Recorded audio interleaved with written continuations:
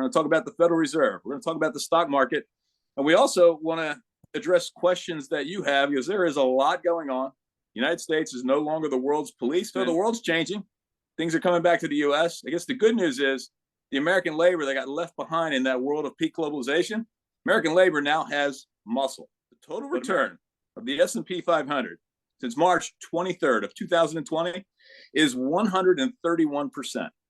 That means it equates to a 24% per year annualized return. My firm is expecting the Fed to be cutting interest rates at least 3 times this year, possibly as many 6, maybe even more this year. Additional economic perspective, recession doesn't look like it's going to happen, but the Federal Reserve does need to cut interest rates. All that's coming back to the U.S. One of the hottest economies in the world is the middle of the United States, with manufacturing plants getting built again here in the U.S.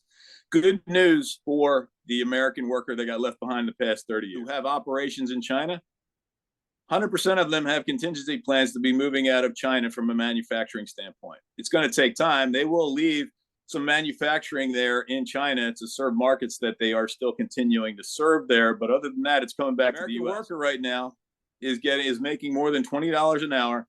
There's a shortage of jobs, and the unemployment rate is 3.7% because of this construct that I'm talking about. We've come from 9% inflation down to 3.2. We've come a long way.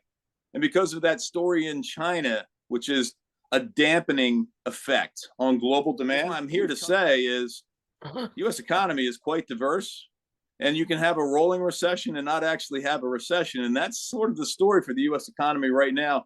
It's diversity. It's the best economy in the world, and go U.S. And if you weren't invested, you would have missed what just happened. But this benefited S&P 500. It benefited U.S. Treasuries.